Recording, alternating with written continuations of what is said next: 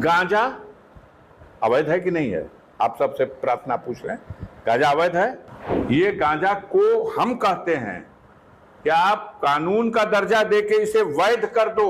सपा के सांसद अफजाल अंसारी ने कुछ वक्त पहले भारत में गांजे को लीगल करने की बात कही। इसके बाद खूब पॉलिटिक्स हुई।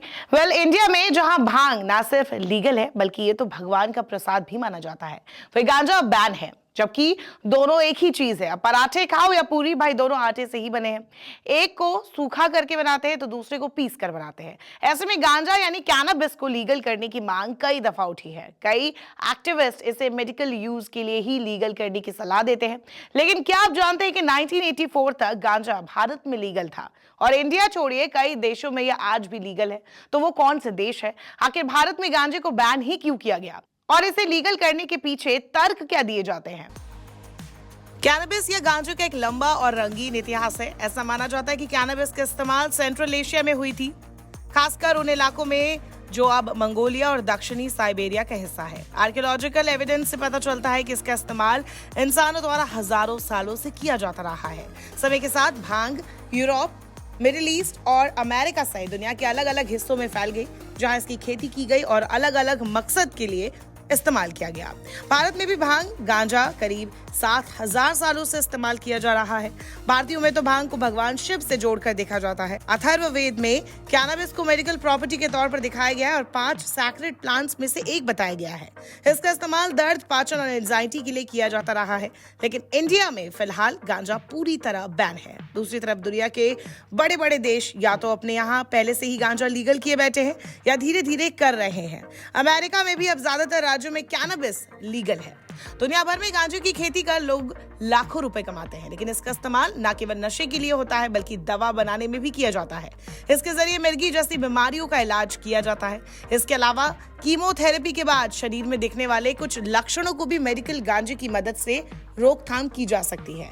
यही वजह है कि दुनिया भर के कई देशों में गांजे के सीमित इस्तेमाल को भी वैध करार दिया गया है। अब बात करते हैं कि किन देशों में गांजा बैन है और किन देशों में नहीं। यूरोप के ज्यादातर देशों में मेडिकल गांजे को ही लीगल किया गया है, लेकिन रिक्रिएशन यानी कि नशे के लिए गांजे की अनुमति नहीं है।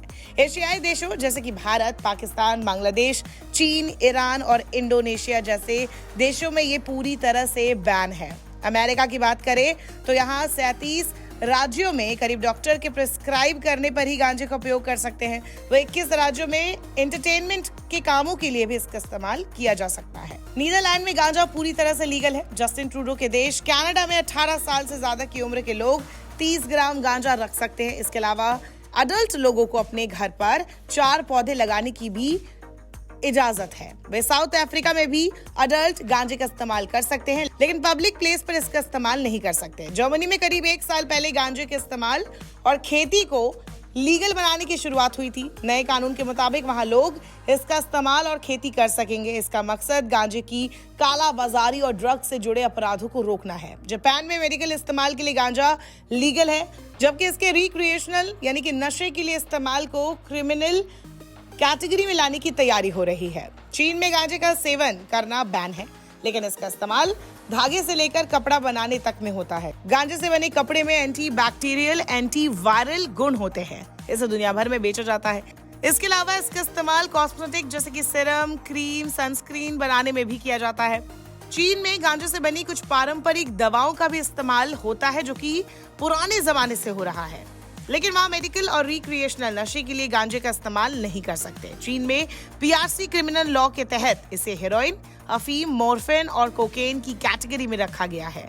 30 जुलाई 2018 को जॉर्जिया की संवैधानिक कोर्ट के फैसले के बाद गांजे का मेडिकल और एंटरटेनमेंट यूज लीगल कर दिया गया है। ऑस्ट्रेलिया में भी 2019 के अंत में गांजे को लीगल बनाने के लिए कानून पारित किया गया। जनवरी 2020 में इस कानून के लागू होने के बाद कोई भी शख्स निजी उपयोग के लिए छोटी मात्रा में गांजा, भांग रख सकता है और उसे उगा सकता है। कोलंबिया की बात करें तो 1994 में बने कानून के मुताबिक आम लोग आंशिक तौर पर गांजे का उपयोग कर सकते हैं। इजराइल को गांजा इंडस्ट्री के डेवलपमेंट और रिसर्च के लिए दुनिया भर में जाना जाता है। इजराइल में गांजे का क्लिनिकल ट्रायल और मेडिकल इस्तेमाल के लिए रिसर्च करने के नियमों को आसान बनाया गया है। इजराइल में 2017 में दक्षिणपंथी नेता शेरेन हस्किल ने गांजे को आपराधिक कैटेगरी से बाहर करने में बड़ी भूमिका निभाई। उन्होंने इसे पब्लिक हेल्थ इशू बताया।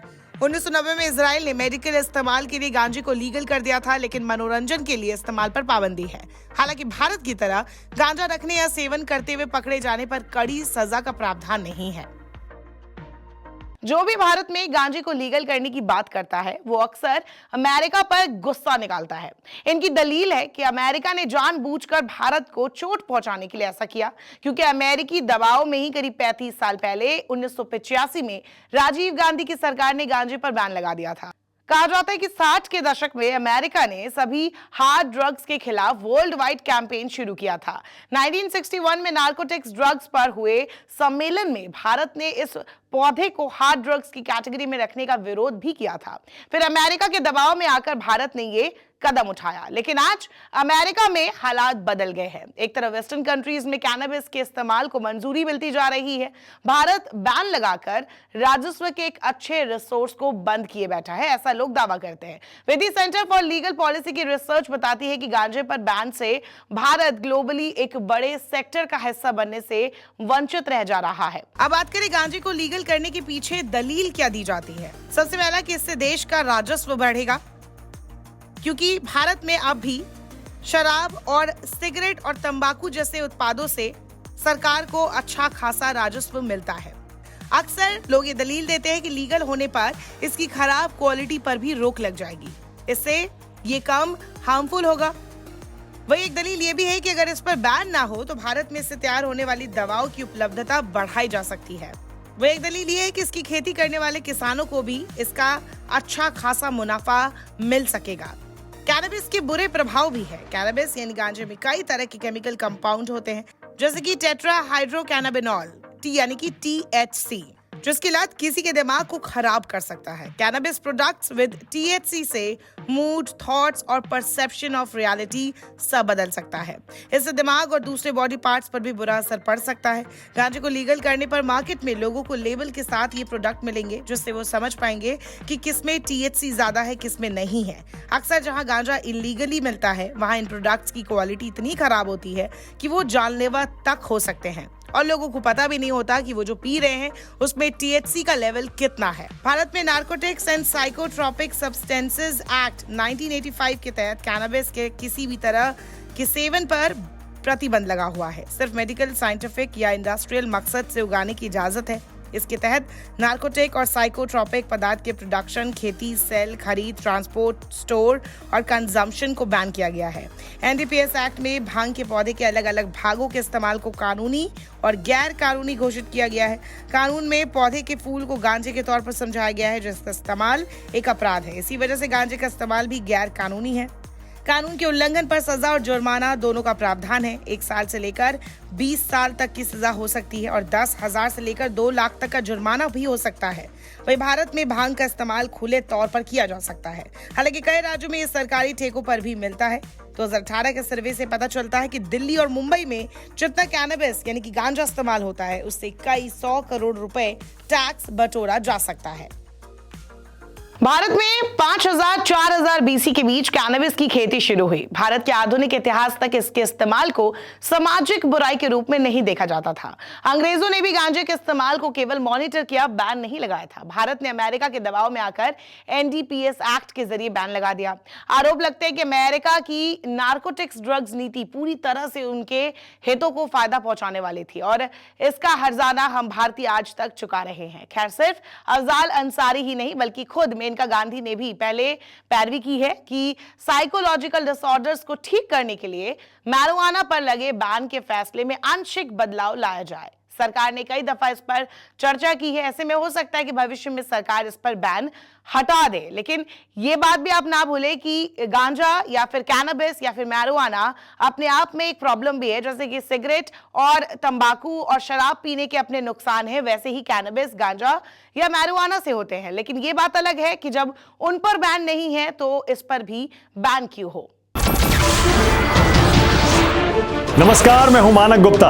अगर आपको हमारा ये वीडियो पसंद आया हो तो इसे लाइक और शेयर जरूर करें और हाँ, हमें सब्सक्राइब और फॉलो करना ना भूलें ताकि आप देश और दुनिया की कोई खबर मिस ना करें। तो जुड़े रहिए हमारे साथ और देखते रहिए News 24।